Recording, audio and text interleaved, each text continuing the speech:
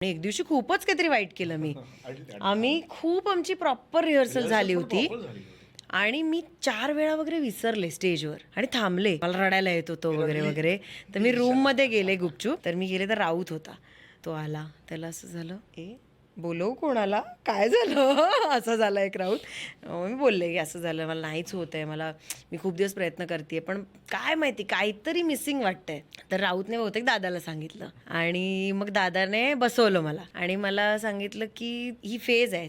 तू विचार कर, मी 10-12 वर्ष हा फॉर्मॅट करतोय, मला मोनोटोनी येत नसेल का? मला कधी नसेल का वाटत की बस झालं आता, नाही होत आहे वगैरे? तर ही फेज आहे, एवढंच लक्षात ठेव. पण ही फेज आहे आणि ही जाणार आहे. तुझं ज्या दिवशी स्किट चांगलं होईल ना, तू कम्प्लीट वेगळा विचार करत असशील आणि त्याच्या पुढच्याच शेड्यूलला माझं बरं झालं. आणि मला असं झालं की हे सगळं मेंटल ब्लॉक आहे हा. त्या दिवशीच्या दादाच्या बोलण्यानंतर ते नेक्स्ट शेड्यूलचं स्किट कडक झालं आणि मला कम्प्लीट तो बोललेला ते सगळं जाणवलं. आणि त्या दिवशी दादाचं जरा हल्लं होतं स्किट असं. तर तेव्हा दादाने मला सांगितलं की तुला बोललो होतो ना त्या दिवशी, माझं आज ते होतंय आणि मी बेटर फेज मध्ये होते. तर मला असं अरे यार दादा.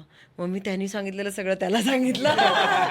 म्हटलं ही फेज आहे दादा, ही जाणार आहे, माझी गेली की नाही वगैरे. फेजेस येणं खूप गरजेचं असतं. हो, हा, तेच त्याचं म्हणणं होतं की हे फेल होणं खूप गरजेचं आहे.